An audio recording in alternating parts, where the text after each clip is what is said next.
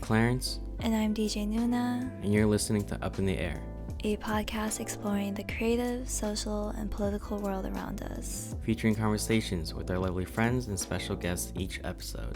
Stay up in the air and come float with us. Hello, everyone. Thank you so much for tuning in. We're super thankful to have y'all listen, especially after our mini hiatus. And today we're joined with some really special guests, some friends of the show. We have Tina and Miguel, also known as MXT Visuals. Woo! They are a local photo duo and studio based in South Seattle. They've been doing some amazing work. I met Tina personally through working with Homeroom, and Tina's currently serving as the creative director for that. And yeah, Clarence and I have been really lucky to just witness all of their amazing work and their progression over the past year. They have been doing just awesome things, especially like during the pandemic. They built their studio. They've still been going strong with all of their freelance work. So yeah, we're really excited to have them join us and talk about their creative process, how the pandemic has kind of impacted their careers, and yeah, just what projects they're working on right now. But yeah, hello everyone. Thank you again. How are you all doing this morning? Doing good. We're a little chilly, but yeah, it's definitely a little cold outside, but I think it was expected, so we're doing good. The snow is crazy. And I know you guys are in South Seattle, right? Yeah, in Rainier Beach. Where are you guys at? I'm also in South Seattle. I'm in Beacon Hill at the moment. I live with my parents, so. I think same, not same, but I live with my parents too. I live in like Ballard area, so I'm on the other side. I'm in North Seattle, but yeah, for everyone listening, we're recording this during the snowstorm. Surprisingly, there's like a close, like in my area, I feel like there's like 8 inches of snow. I'm pretty surprised that it's gotten to that much, but yeah, I feel like everyone's kind of just freaking out right now, especially in Seattle. They're just like, no, for real. I told Clarence, but I drove last night and I was like, I actually had a swerve. I was scared. It was really hard, but yeah, it's great to hear that y'all are staying warm. But yeah, how's quarantine been for y'all? Both just personally, but also as photographers and like within your career. How has that been? Yeah, I think when quarantine first hit, it was just so freaking difficult just because we had to cancel like all of our projects basically, just because everything was like up in the air. You know, basically. So like we mostly do a lot of events, and obviously like it wasn't safe to do any event work, like having like 50 plus guests in just like one venue in one area. So basically all of our work got canceled. So we were pretty much not doing like anything for a couple months. So in that time, I think I was doing like FaceTime shoots just so we can still like be creative. But I think like it hit a point where people thought it was safer basically. So we were like still doing like some shoots, still obviously like wearing masks and stuff and social distancing. But I don't know, it's been really different compared to how we usually shoot, because I like to like get close, and comfortable with people, but now it's not safe to do so. Yeah, I think it definitely shifted like the kind of work that we did, because like Tina said, we were doing a lot of events, a lot of like really close proximity, lots of people type thing. And once the pandemic hit, I think it kind of made us rethink what we were doing and move towards like a path that I think we were eventually heading towards, but because of the pandemic, we kind of landed on it a little bit quicker, which is like more of the creative shoots and those kind of things. Yeah, it really kind of stretches your thinking though, right? Like in a way where, so you kind of accelerated the doing more creative things. Like, I guess, how did you even come up with, and what were you inspired by thematically for your shoots? I feel like our themes really range. I think we get inspired by so many different things. Like we don't really shoot just one specific thing, but we really like making sets, and I think that's something like we really got into in quarantine, just because I feel like we had a lot more time to like plan specific shoots instead of like having hella shoots like all the time. So I think like Mm-hmm. being more intentional with our shoots and like choosing, I guess, like the right model to fit like the theme that we're going for. Um, it's kind of like, I Yeah, guess, and I think like important too. not being outside doing those shoots gave us a lot of that liberty to do those things in the studio and make them come to life. Because usually it's a lot of like draping and a lot of things on the floor, and you can't really do that outside. I mean, you can, but it's a lot more difficult. And with the whole thing with the pandemic, I think it kind of suited the kind of work that we were heading towards, like I said. Mm-hmm. No, yeah, that makes sense. We actually, our last guest, I know y'all have shot with her. We shot an episode with T, and she was just mentioning her amazing experience in your studio and how she had a vision and you both really helped her bring that to life. So I know that y'all have like a lot of the props and you have some really awesome themes, but has kind of your new creative path allowed you to explore other mediums? Like I know that y'all painted that mural or even like more crafty things like making clouds or spray painting your own boxes. Like how has that been for you all? Yeah, I think we've definitely been like doing a lot of different mediums. Like, I know you Mm-hmm. mentioned you're like a photo duo, but I would definitely say we're like photo and video. Now we're definitely heading more into like that Yeah. direction. Um, Mm-hmm. Yeah, Tina's a lot more of the photo. yeah, I see. I see. and Miguel has been doing like a lot of the video stuff and like starting a lot of video projects with other creatives. So I guess that's like Mm-hmm. another medium that we're doing and we're trying to like head towards. But I would say like we've been doing a lot of like hella crafty stuff too in quarantine. Like I know a lot of people have been taking on like different hobbies, and I guess that would be one of our Yeah. new hobbies too, like just making props Mm-hmm. and little things like that. No, yeah. I mean, I was just so amazed to see that y'all painted your own, like I see in the back of your corner, like the logo on your wall, how y'all hand That was painted Tina. that. That's amazing. And talking about kind of crafting and building, like you guys made your own studio during quarantine. Like how was that process? Because I think that probably played a huge step in kind of bringing your like shifting and accelerating y'all to that creative path y'all were talking about. Definitely. Like before we got Mhm. this place built, which happened really like just randomly. But before Yeah. that, we were shooting a lot in my room, and it's a very small room, so there wasn't any space, and it was just really cramped. Mhm. It just wasn't very Yeah. comfortable. And also, like when we had previous shoots, we were setting up our backgrounds in living rooms, garages, just the randomest places. So Yeah. just being able to have this space, I think, really helped with that as well. Mhm. Yeah, and I think what kind of like I think I was just curious about like how much studios are one day. That was like Yeah. that's definitely like what we were like trying to go towards. And I think we found like rent was like 800 to like $1,000 a month, and we were like, damn, that's kind of like crazy. And that was That's like like we're living rent. I know, Yeah, right? And that was like basically like the cheapest price I could find because they could go like a lot higher. So then Miguel and I were like going back and forth, and we were like actually trying to find a space somewhere like in Capitol Hill or downtown. But then I think we talked to his parents, and he was like, and I mean, and they were like, why don't you just build it here? Because they have like a Right. backyard. And Mhm. although it was like obviously a large amount of money like at the start to get it built, I think it was definitely worth it. So then we don't really have to worry about like rent every month, and it's like Mhm. our own space. We can do whatever we want with it. Right.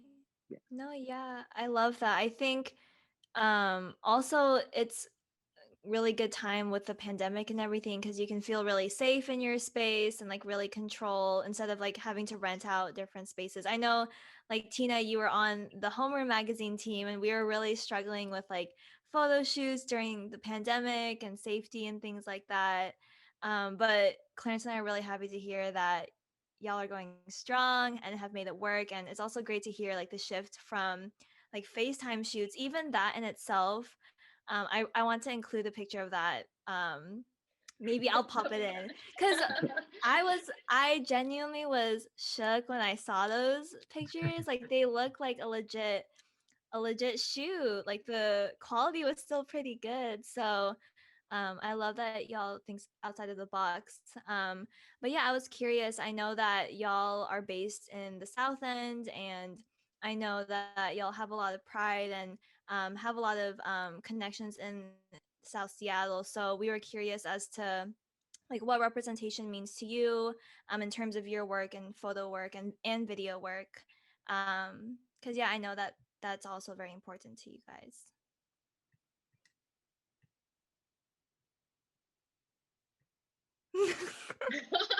Well, I'm like, is Miguel gonna start talking, or am I gonna No, it's hard. It's hard with Zoom. It's like because y'all are looking at us, but then you guys can't look like Yeah. to each other.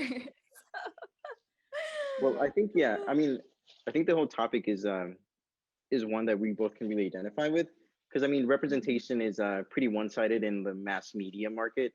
But Right. I think actual like representation isn't something that we like explicitly were setting out to do. I think it just has to do with the sphere that we're in and the people that we know and those kinds of things.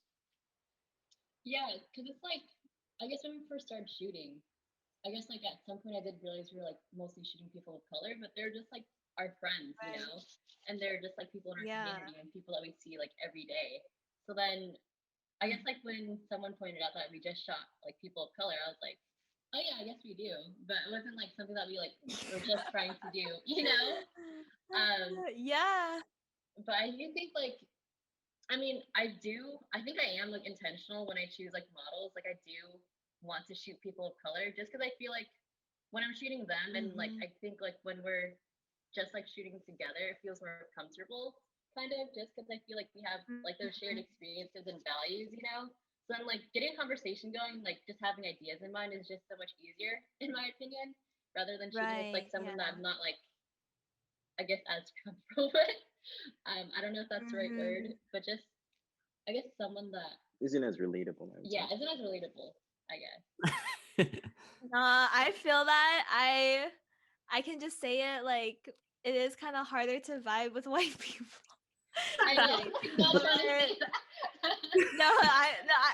I'm merely speaking from my own experiences. It's not connected to MXT, but no, yeah, I totally and like I think Clarence and I can really see that in your work. Like I saw the video work that you recently did. I think it was a bit earlier in quarantine, but the music video. Yeah, can you talk a bit about like your shift into video work, and what projects do you have? I don't know if you can explicitly share like what projects you've been working on, but yeah, how has that shift been? Because I know from my perspective, I think I saw a lot of the photo work, and then was really excited to see some videos being posted. Yeah, well, I think a lot of the video work came about because of like the event work that we did. A lot of people, when they were hiring Right. us, they wanted to have a video and photos taken of the event, and I guess we kind of like just said, yeah, we can do it, and they just kind of learned along the way. And there's been a lot of improvement, and I think with us getting better came trying to do more things with video because I think one of the first things that we did was a prom promo video, and we did that with Mhm. our So friend long Han ago. and a couple of our other friends who were the models.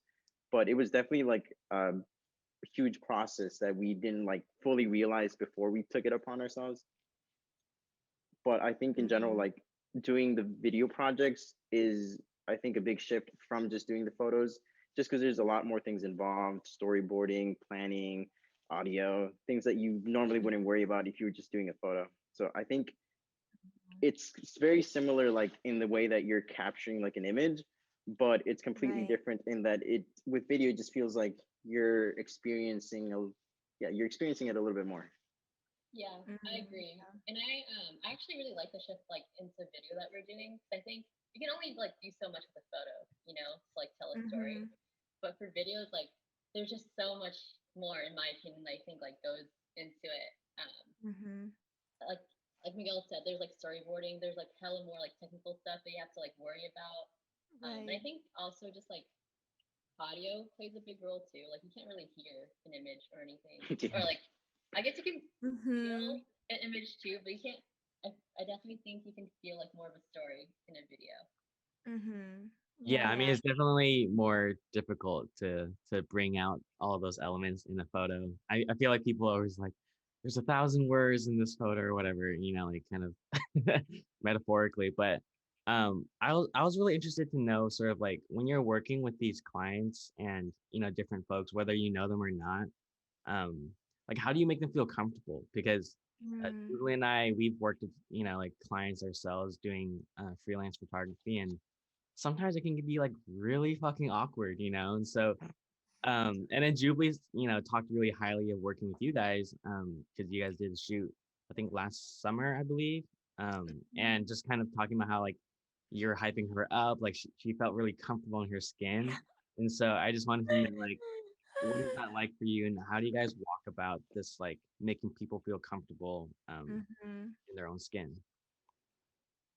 Yeah, I definitely think like that's probably the number one thing I try to make clients feel during a shoot, because I think you can tell when a person's like uncomfortable in a photo, and then Yeah. like it kind of ruins the vibe, like Yeah. if it's like this like kind of awkward throughout.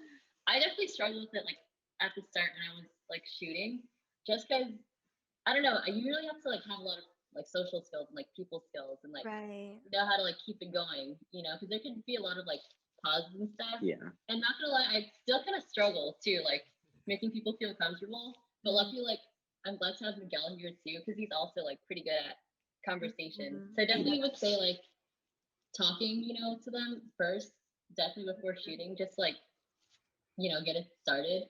Because I know like I always like try to get into this perspective, like if I'm the person like being shot, like how would I feel?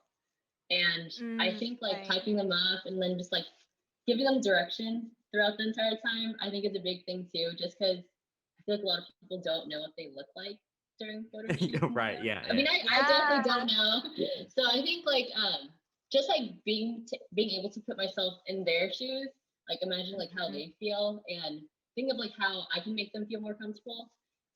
Is Yeah. some ways to like I guess that Yeah, I think just of. making it an experience, because I Right. think the last thing that you want is to start a shoot and have like a camera immediately on your face. And Right. yeah, and I think with a lot of the people that we shoot, it's their first photo shoot, and so they're always really worried about like not knowing how to pose. And I think when you start off like making it feel more like a hangout really helps them relax, and ultimately like they end up like trusting that you're gonna make them look good. And and I think that leads towards a pretty good photo shoot. But I think it's definitely something that we've worked on, and because there's some shoots that have not gone well in the past, and we still like think about them to this day because we're like, dang, why did we do that, or why did we say that? Yeah. I mean, No, those are the yeah. ones that we, They definitely haunt us. yeah, they do haunt us. And they're definitely like the ones like when we were first starting off. Yeah. I Right. definitely think it's a learned skill. But I think Julie, you were like pretty good making me comfortable when we were like shooting together. Dude, okay, because yeah, I really just was raving about the experience with Clarence because I was like, I'm normally a very, even though I have been like playing with the camera for a few years and I have been in front of the camera a few times, I've never had like a formal photo shoot experience. So it was kind of my first time. And it was so much fun. Like Tina was like, let's make a Pinterest board, like let's plan this shit out. And I thought that was so much fun. And yeah, immediately when the camera started going, like Tina was just like lots of words of affirmation, like hyping them up. I felt really comfortable. Like I was just talking to Miguel during the shoot. And yeah, I love that y'all really integrate like that empathy during your process, like trying to imagine what they're experiencing and what they're feeling. Cause you're right.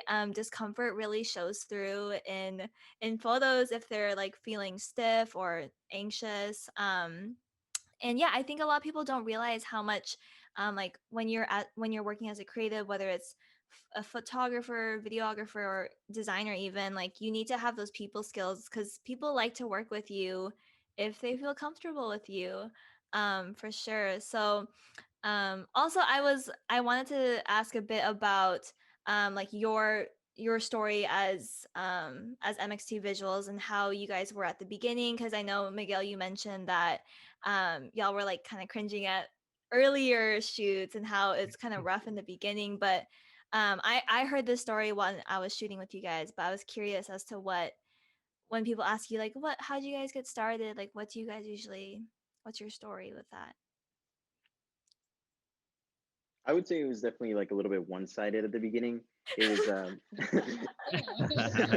it was Damn. me wanting to do something together just because Tina already had a lot of experience shooting Mhm. because she's been shooting since like middle school.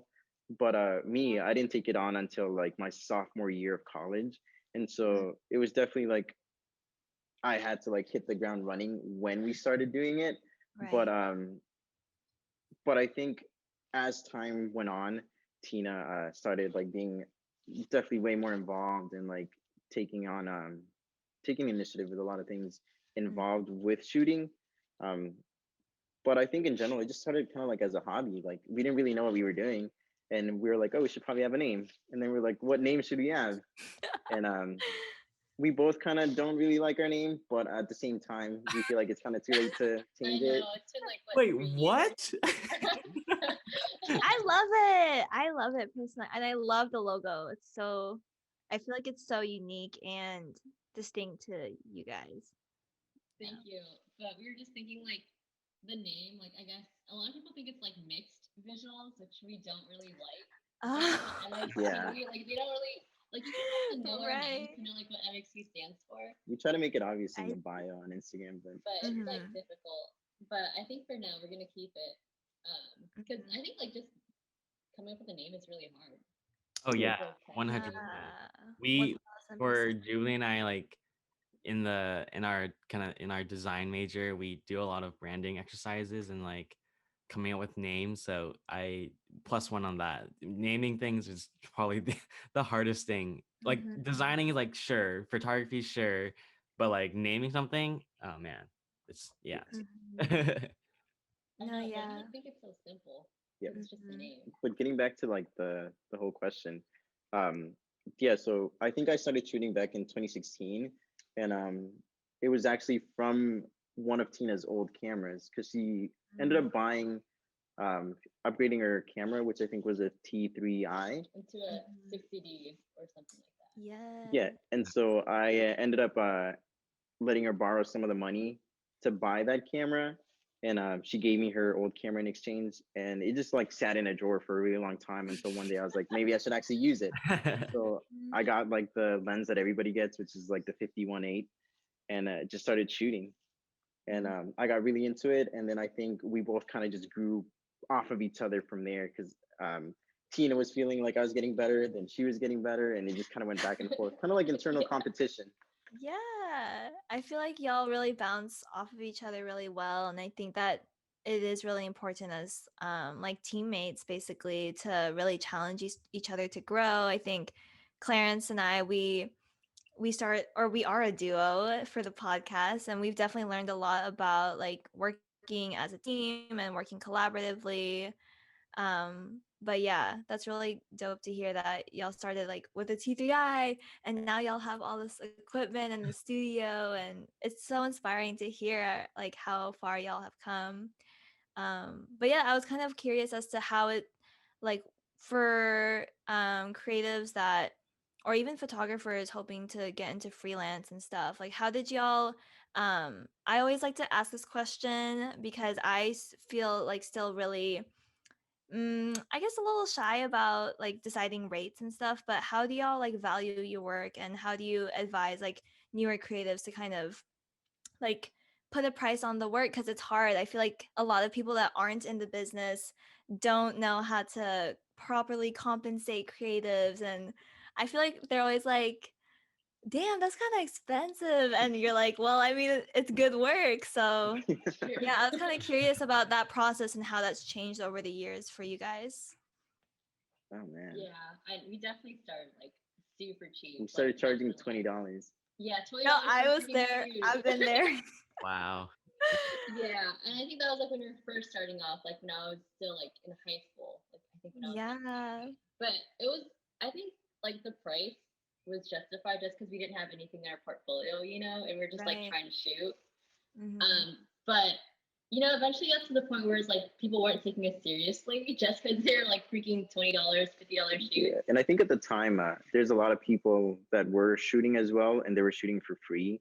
And I mean, I think in general, there's a lot of people that like have photography as a hobby, and so if you're looking to hire a photographer, you're like, why would I hire someone when my friend could just do it? But I think once you get Right. that work under yourself, then you start to differentiate yourself from other people that are doing the same thing just as a hobby. And I think the quality really starts to show through Mhm. once you have that work underneath yourself.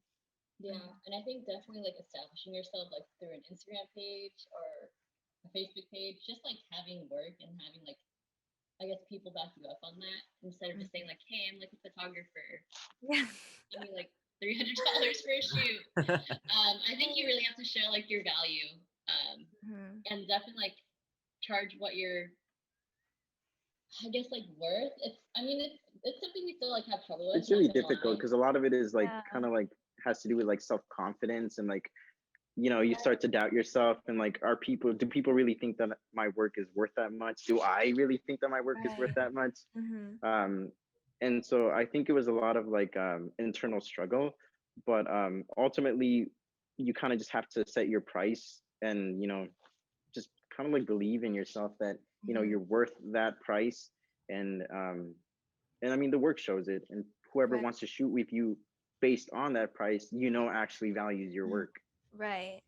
Definitely. Yeah. Yeah, I think we talked about this on a past episode, but when people are paying for your services, it's not just like the hour-long shoot and like the X amount of hours it takes to edit. It's paying for like years of experience, years of like building your equipment, like your studio. So I think that's something that's really important for people on the other end to realize when they're working with like the creative people. And yeah, I love that y'all have been able to really gain like a presence on social media. Like I just want to hype y'all up for a sec because I think like what's really unique about your studio is that it's very like community based, and like you said, I feel like you guys really create relationships during the shoot, and it becomes more of an actual like experience rather than just a photo shoot. And I think that really shows in the people that you work with. And like yeah, again, T was just like hella like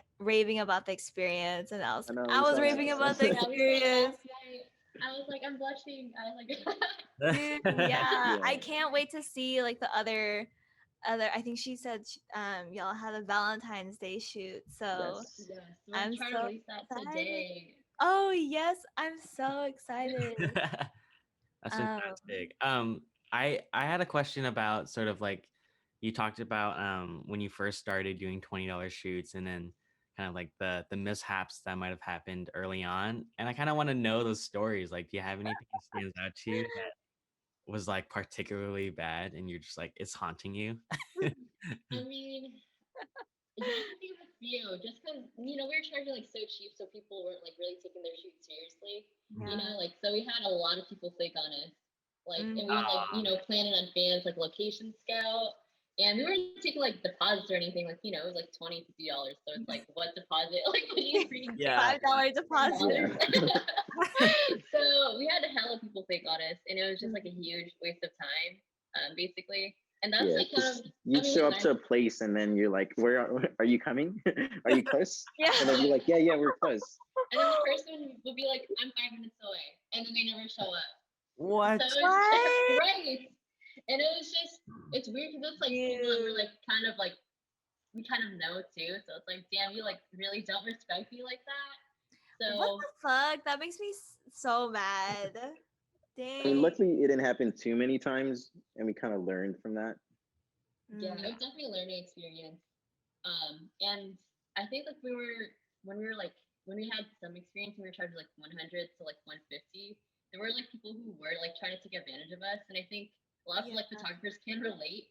Like just like clients not trying to pay for like their photos. Yeah. Mm-hmm. Yeah, and Clarence I is think like, like Yeah. yes.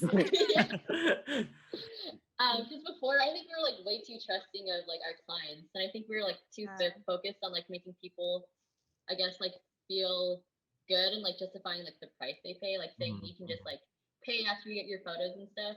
Because Mm, I think like at that point like we were just shooting like high schoolers, and they didn't have like right. that sort of income. Yeah. Um, yeah, it's like Yes. really Their parents' awkward money. Yeah. like that. But yeah, I think like a lot of people didn't pay us. So then we were like, great, we can't just like, keep on having a business like this. Like, it's not Right. sustainable. Mm-hmm. So I think that's where we learned like a lot of the business stuff, like where we're supposed to like take deposits beforehand, have contracts, all that not so fun stuff, Yeah, taxes and stuff taxes too. and stuff. But I mean, I definitely think like starting off like $20 definitely helped us a lot. Not to Yeah, lie. and I think at the beginning we were also like shooting a lot and editing a lot. And but I think that was helpful. Like that helped us like put in our hours to actually improve. Because Right. like we would edit like hundreds of photos, which now sounds crazy because like it's a lot of work per photo. But Yeah. in the beginning, we were like, man, why would people only give like 20 photos or 10 photos? But now we realize like, oh, because it's a lot of fucking work. Right, that's not sustainable. And I think I talked about it when I shot with y'all, but when clients ask like, yo, can I get the raw files? And it's like, no, because you don't get access to like the hundreds of photos, and also the edit is part of the craft and the work of the photographers. So yeah, I thought of a story real quickly, like because I remember doing a photo shoot for like $20 and it was like a big homecoming group. oh no. And I was like, For the private group. yeah, Oh so my you can God. imagine, I was like, well, okay, it was $20 per couple. Okay. Right. Still, damn, But that's then a like at deal. first I didn't know like how many couples were gonna be there. So it turned out being like 14 people and I was like, or like Oh 6 my people. I was like, gosh. okay, here we go. And then the most awkward thing was, you know how like when you go to homecoming and stuff, you wear like what's that thing called? Like the little flower. Like, Corsage. Yeah. the So like I remember like I was like meeting people and I was like, hey, how's it going? And I like shook this girl's hand and I like shook it a little too hard and then like the flowers just like fell. Damn, Oh my Clarence, god. how And I was hard like, did you shake her hand? it wasn't that hard, but I was just watching the flowers fall and I was like, oh my God. And it was just so awkward after that. And I was like, okay, I need to go home. Bruh, she's like, you like photograph her and she's crying. I know she just like had just like, I hate this guy. Damn, no, I had a photo shoot nightmare, not nightmare, but like a cringe story, and I think I also told Tina and Miguel, but this was kind of earlier in my, and I would say that I practice photography, but I would not say I'm like super like confident in my skills as a photographer quite yet. But this was kind of in my second year of college. I had some experience with senior photos, and this one girl from my high school hit me up, and I knew her, but I wasn't like tight homies with her. And she had this like really elaborate plan for, like, she wanted the Matrix theme shoot, wanted to shoot it in her backyard, and I was like, okay, I'm here. I know, I was like, okay, I'm here for it, like I'll help you with that. And she I kind of mentioned at the end of when we were ideating a little, I was like, oh, by the way, like this shoot will be $20, is that okay? And then this girl was like, are you serious? Like, I thought we were friends. Like, I was about to take you out for a meal. I was like, okay, I don't want to have a meal with you. So just compensate me for the meal. Like, compensate me of what it would cost then. Like, and this shoot, she ended up paying me, I think her dad paid me 30. I think he knew that his daughter like fucked up low-key. Because I was, and then the shoot was so long. Like when I got there, she wasn't ready. It was like 2+ hours. Yeah, that was one of my The cringe Matrix stories. team. I can just imagine her like just like This girl had like 3 outfits. So I know what y'all mean when you say like you got to create boundaries for yourself. Like limit how many fits they're going to wear, cuz that takes time out of your day. You got to have the package, like whether it's 10 or 20 photos, like y'all need to, create those boundaries so that you can keep doing this work and like keep working with a lot of people. So yeah. anyways, just a few stories because we're like, it needs to get off our chest. No, I feel like a lot of people don't know like that everyone kind of starts somewhere, like at the $20 shoots Yeah, the or struggle. for free. Mm-hmm. But I think looking forward for you both you guys, I guess what are some like short term and long term goals you might have for MXT visuals, maybe as individually like skill set wise or just in general? What are some things that you're looking forward to?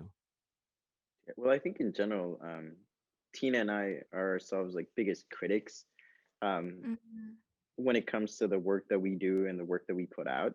And so when like looking towards the future, I think um, in the moment we don't realize what we need to improve, but every once in a while we like look back and reflect on our past shoots, and we're like, "Dang, why do we even do that?" But Facts. yeah, I think just improving the quality of our photos and like the visions that we have for those photos and like their execution is something that we really focus on every new shoot.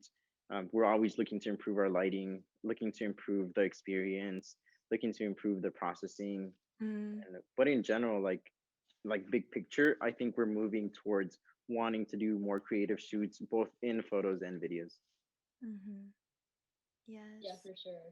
Because I think like you guys are basically like seeing our work right now, like after we're like done with like senior portraits and stuff, because that was like basically all we were like posting. So we're Mm, definitely like trying to take that dive into like more creative work. Because I know like just photography wise, like as a business, it's like really hard to make money, low key. Like just yeah. like doing a lot of like different stuff, like doing photos, weddings, you know, like being a jack of all trades. And I think like just focusing on like one thing that we're good at and Mm-hmm. just basically like being an expert and I guess Mm-hmm. investing all of our time into like that specific thing, which is Just like narrowing it down. yeah, which is like creative portraits. Because I think right now people would ask us to do like X shoot, and we'd say yes. Mm, yeah. Yeah. So I think definitely like narrowing down our work and what we say yes to. Because I think that's also something like we say yes a lot of the times just because like, you know, just because it'd be nice like having our portfolio and it's paid, low Right. key. And it's And it's Low key. paid. But I definitely think like we are trying to like just focus on taking more like intentional work and work that we're actually like, passionate about. Mm-hmm. And I mean, and it's I just think like enjoying it because a lot of the times the work that we were doing in the past felt like work, and we want to have fun with this ultimately. Mm-hmm. I think we chose this and we chose to invest a lot of our time and a lot of our resources into this, and we don't really want to be miserable doing it. So I think narrowing down our focus um, and just being happy with the work that we do is something that like we're striving for. Mm-hmm. That's the most important thing. Yeah, for Right. sure. right. I mean, I Yeah. think like kind of doing the creative part of it is it's like still keeping it exciting, you know. I think like with a lot of regular or like your typical portrait work, if you're doing like grad photos and stuff like that, some it can get a little bit repetitive, at least for me. And so yeah, I resonate a lot with kind of just going diving towards the creative side of things. Yeah. Yeah, I think Clarence and I resonate with that as we, practice freelance for design and also just going into our career because it can be hard to, you know, turn your hobby into a career because when money gets involved, it does get a bit more stressful. And I've personally experienced burnout, or there's just a lot more pressure, I think. And it's hard to kind of work, like, I guess, integrate creativity into your career because it's hard to like think creatively like 40 hours a week or something like that, or some like shoot after shoot. I can imagine it to be hard, so I'm really happy to hear that y'all are, yeah, like being more intentional with who you're saying yes to, like what projects you're taking on, because yeah, I think y'all have a really clear style, like from my perspective as just a fan of you guys. Like I feel like y'all have a really distinct style. And I have one quick question right before we wrap up, but I know that I think last time I talked to you, Tina, you were kind of trying to create a more personal voice on MXT Visuals and kind of introducing yourselves on the platform, because people don't know that y'all are the faces behind it. So how has that process been? Like, have you guys still been trying to introduce y'all to the platform, or like post more pictures of yourselves? Or yeah, I don't know. I feel like I've seen like little bits and pieces of it, which I love. Yeah, I know. We've just been doing like little pieces basically. But Mhm. we are trying to do a rebrand very soon. Like with our Yes. because I think we changed our photo recently, like a full icon on Instagram. Because before it was just like our logo, and we did like a rebranding photo shoot with one of my photographer friends, Marcella. Just because we're like photographers, we have like no good photos of ourselves. Mhm. That's So, facts, dude. That's facts. yeah. I used the same photo for like, 2 years, and then yeah, everyone's like, why don't you just take a photo yourself? I'm like, why would you say that? It's definitely hard to take like self portraits because like you don't have like any person like directing you and stuff. But we've Mhm. basically been using like all those photos from that photo shoot, like basically as the only photos For to everything. represent ourselves. But yeah, I guess like we're still like trying to figure out how to incorporate that on our Instagram page because we're trying to do like be more intentional, like I said, with our social media. But I think like I don't know, it's kind of scary. Yeah, Okay, like low-key, it's hella scary. Like, at least for me, speaking for myself, like I rarely post on my personal Instagram. It's like super dead. I just kind of like lurk on whatever's going on. But yeah, no, I think it's definitely like very difficult to put yourself out there. And I think posting photos of the shoots that you do is in itself a lot easier. But I don't know, you're like, are people gonna like me? Do they even know I exist? yeah, but I definitely think like we should like we're trying to put like ourselves more out there on our Instagram instead of just like showing our work. Right.